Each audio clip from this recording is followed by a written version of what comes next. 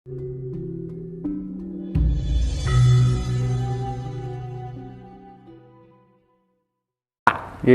Dan ini pasti akan masuk dalam satu era baru, karena kelihatannya secara politis pun kita ini sudah bingung hidup di negara yang bagaimana ekonominya, politiknya, moral budayanya dan lain sebagainya sudah bingung. Oleh karena itu spiritual pada bangkit, mudah-mudahan beliau-beliau menyumbangkan sesuatu yang bermanfaat buat negeri ini.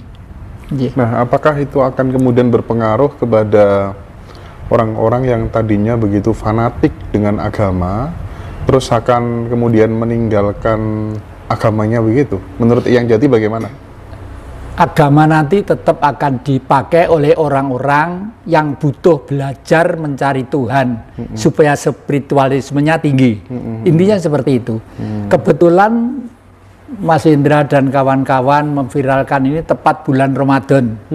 Mari kita pikir secara rasional. Katakanlah tidak usah dimulai dari zaman Kerajaan Demak, dimulai saja dari kemerdekaan. Kita sudah 77 tahun merdeka. Berarti sudah 77 tahun melakukan Ramadanan, posoan. Apa hasilnya? Apa hasilnya? Manusia semakin rusak, negara semakin rusak, peradaban semakin tidak karu-karuan. Pasti ada sesuatu yang harus kita tanyakan bersama. Di mana letak kesalahannya? Kok kebetulan kemarin itu saya diminta ruatan meskipun 2 jam di salah satu pondok pesantren di Sidikiyah di Jombang. Waduh, di luar dugaan. Saya itu diangkat dari Dewan Sepuh. Oleh sana Dewan Sepuhnya itu terdiri dari pastor, pendeta, biku, bedande dan lain sebagainya. Itu waduh. Nah, heran saya itu, bagaimanapun saya itu kan mau menjadi seorang tokoh kiai tidak bisa, mau pastor ya sama sekali.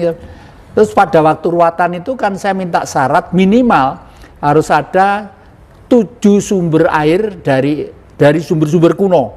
Setelah itu dikasih bunga setaman, itu nanti saya urapkan setelah ruatan gitu. Di luar dugaan Mas. Sampai saya dengan Mbak Astri itu nangis. Semua orang minta diurapi. Pastor, pendeta, biku-biku dicoplok ininya semua. Romo saya diulapi ya Romo. Saya urapi air dengan bunga gitu. Itulah karena apa? Karena saya yakin seyakin-yakinnya air itu adalah Tuhan itu sendiri. Air itu Tuhan itu sendiri. Terus kemarin itu ada tanda-tanda dari Bu Ratu Mas Laut Selatan. Saya tidak wale-wale bicara tentang sana ya. Lewat Mbak Astrid bilang begini, Pak, ini nanti Ibu rawuh, tapi cuma ngasih mendung aja peteng supaya di sini teduh. Jombang itu kan panas Mas. Supaya teduh cuma dikasih gerimis saja.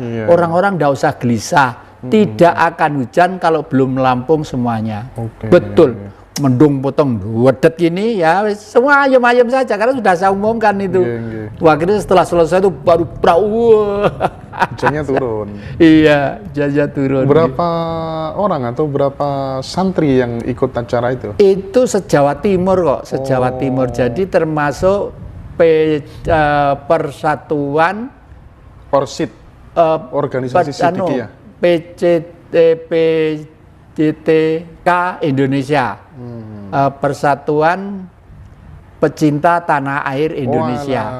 Oke. Ya kan memang pesantren itu yang senantiasa mendeklarasikan semangat cinta tanah air. Dan dari keluarga dalam Jogja juga datang karena apa? Karena saya janjikan kepada beliau, Sidikiyah itu punya tanah kurang lebih sekitar 500 hektar. Ya. Dari Jogja ada 2 keluarga Jogja, Dr.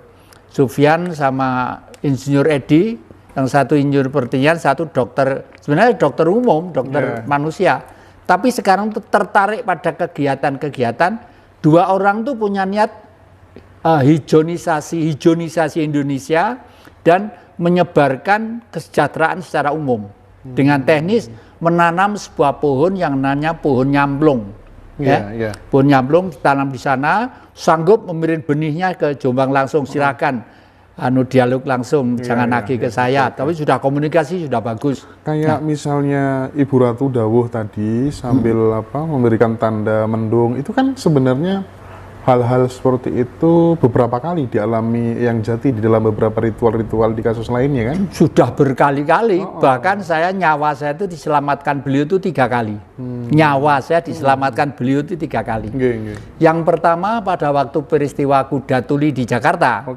Peristiwa waktu itu partai rame-ramenya zaman kekuasaan Orde Baru. Waktu itu tuh setiap jam 4 sore saya tuh ngadakan pidato terbuka di Jalan Diponegoro. Intinya di pidato itu apa? Tokoh-tokoh politik baik muda atau tua saya suruh pidato. Tapi dengan catatan jangan menjelek-jelek nama orang, jangan menjelek-jelekan oknum partai dan sebagainya. Pidato tentang sistem politik di Indonesia, gitu. Akhirnya jam 4 sore itu ada seorang wanita cantik, Mbak Maharani Swita dari Ciledug sana, mendekati saya. Selamat sore Pak, selamat sore Mbak. Siapa?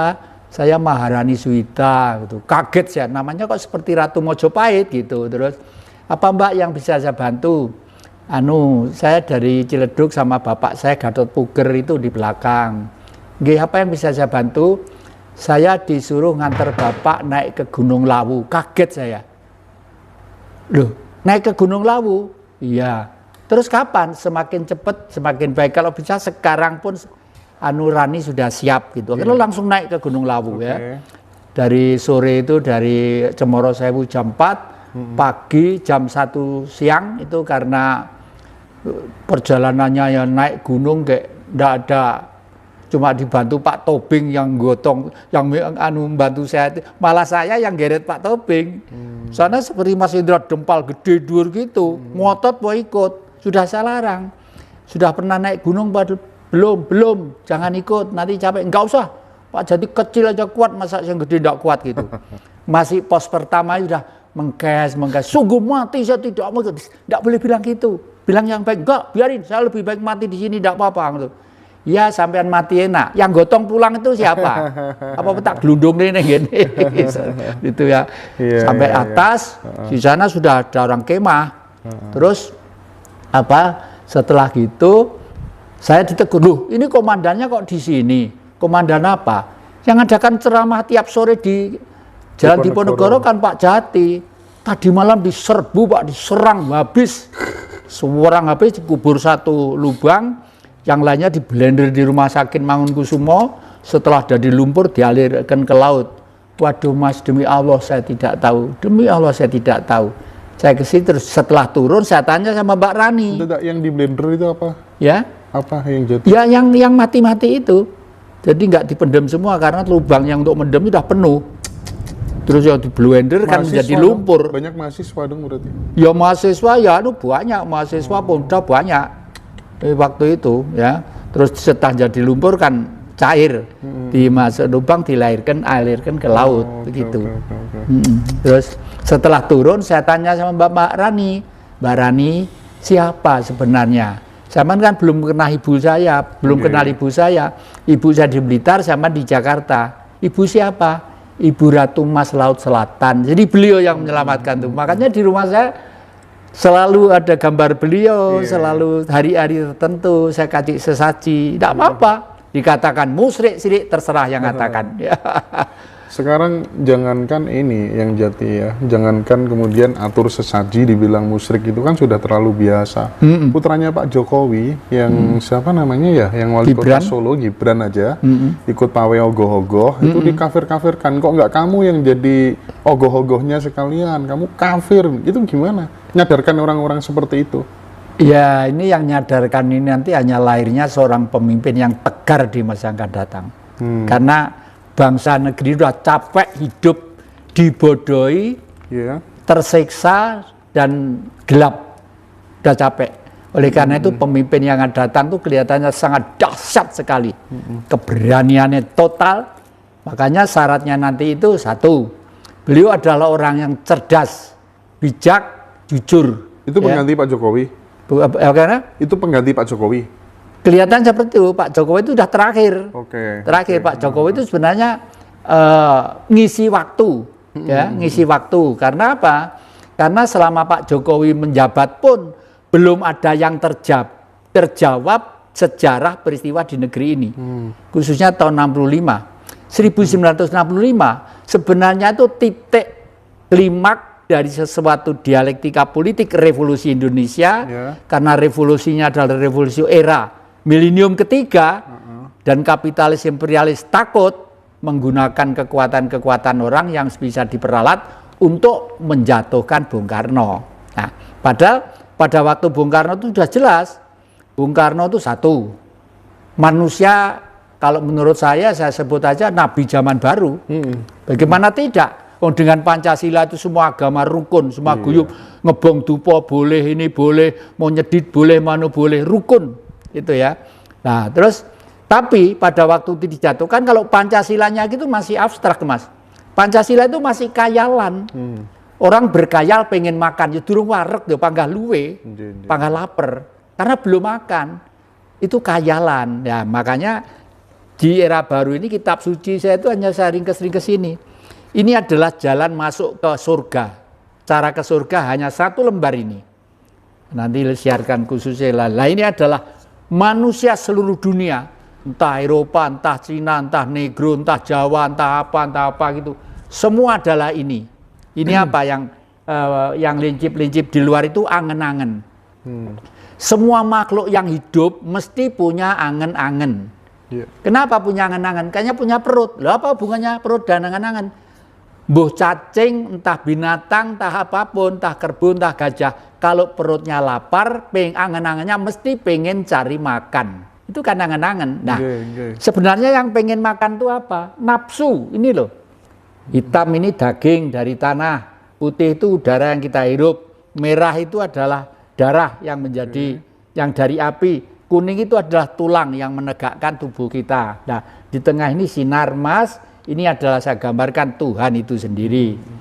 Intinya manusia sedunia itu inilah. Maka dari itu pada waktu Bung Karno pidato tentang Pancasila di PBB, we have the 5 principles of Indonesia, belief of God, nationalism, humanity, democratic and social justice. Waduh, tepuk tangan gemuruh orang seluruh dunia. Dan Bung Karno mewujudkan itu dengan pergaulan yang disebut the new emerging forces. Itu menuju dalam satu dunia baru. Ya, dunia baru. Lalu teknis bentuk kegiatannya adalah seni dan olahraga. Sampai dibuatlah Senayan yang menjadi tempat kiprahnya orang-orang Asia Afrika ini di sana gitu. Oke.